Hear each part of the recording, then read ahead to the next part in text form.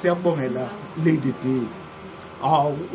Uma ubungezuyithola wena lento ubani omunye ebingamfanela ngithi halala inhlelo zakho vele ihlala ihlobisekile ngazo zonke izinto zobugagu esizizwa enhlelweni oyishayelayo.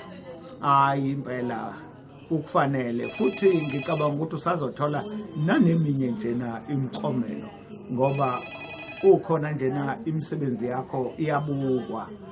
Bayakwaziwa ngethelo zabo nawe izithelo zakho ziyabonakala uyaziwa ngazo futhi inhlelo zakho zilalelwa yibo ababone ukufanele lokhu nabanye futhi basabona ukuthi kusekuningi okusakufanele.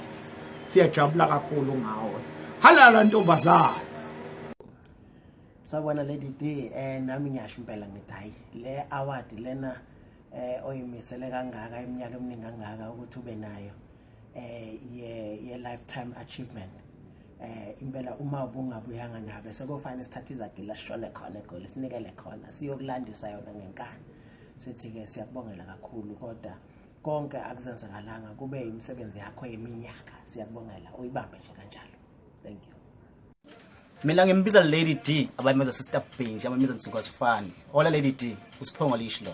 Ngithi ngiyabongela kakhulu ngoqhwa kwakho kuma Litetime Awards for a lifetime achievement. Ngithi nje uNkulunkulu akubusise uqhubekele phambili uyazi nawe udlale role enkulu la kumina ukuze ngivela ngikhona njengamanje. Ngiyakthanda Lady D. uNkulunkulu akubusise.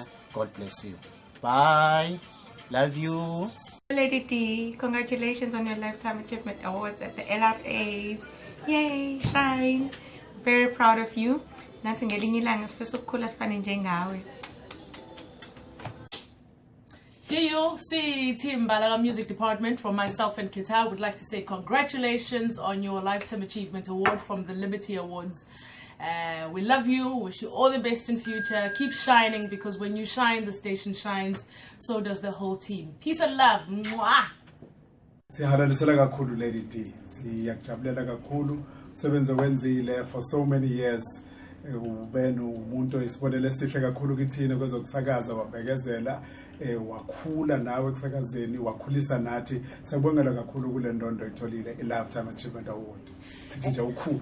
Yebo Shenge, yebo Mnyamana kanqengelele. Sithi nje Sister Benji ensuku kayifani. Sithi kuwena nje halala ntombazane, halala umuntu wesifazane. Kuwena nje sithi ke women power, sithi umandla, sithi ke amandla, sithi awethu. Siyabonga kakhulu umsebenzi wakho muhle uyancomeka uyabongeka iningizimu Afrika iyaziqhenya kakhulu ngawe. Siyithimba lendiza nathi noShenge noSibofokoli noThembeka Zondo. Sithi nje halala halala halala. Wow. Hello DU.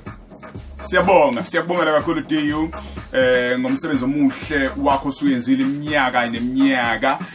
Sebekubonile ke lokho ke abaka Liberty Awards. Siyabonga kakhulu ngokuthi bakunikeze le ndondo le ye lifetime achievement. You deserve mkhulu umsebenzi osuwenzile emhlabeni wangikhumbuza isihlabelelo sikaKhaya Mthetho sithi mkhulu umsebenzi owenzile. Qhubeke njalo nje DU. Siyakuthokozela ukusebenza nawe, uyasifundisa singabantwana abancane usikhulise.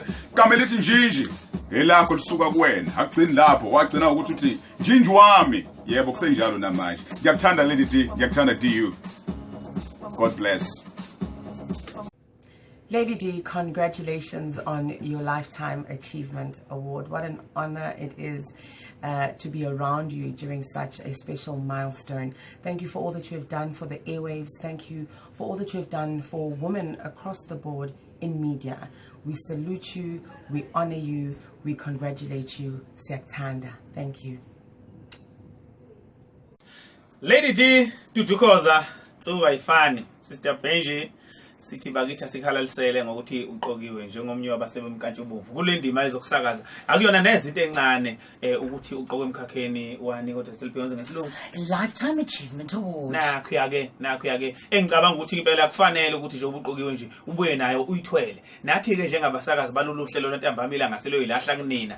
Sithi bakithi halala sikufisela nje ukuhle kodwa awuyibambe nje uqhubeke ubambe embokote. Ngoba ubamele abantu besifazane, ubamele. Thina labo siyakuthanda siphithiphithi sokhozi, sikuthanda ngendlela eyisimangaliso and baningi futhi abaningi ababukela kuwena ikakhulukazi abancane nabo futhi esithemba ukuthi bazohamba ezinyatheleni zakho. Congratulations. Ingabe ushefe ngani? Okay, that's a story. Bye bye. Awushefe ngani? Ngiyaphathwe. Sawubona Lady D.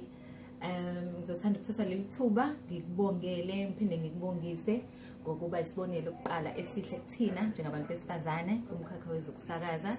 Ngiphinde futhi ngikhalalisele ngokuthi usaphila usasebenza ukwazi ukubona ukuthi igalelo lakho libe kangakanani kwezokusakaza. Ngiyakhalalisela ke Lady D ukuthi konke ngathi ngahamba kahle kodwa kubalekile ukuthi ngisho nje ukuthi uyisibonile kuthina siyayiqhenya siyayigqaja futhi ngawe siqhenya kakhulu. Siyabonga ukuthi uphakamise kuqala iflag lesiteshi Ukhozi FM. Sibonge futhi ngokuphakamisa kakhulu ke iflag lomuntu wesifazane kwezokusakaza.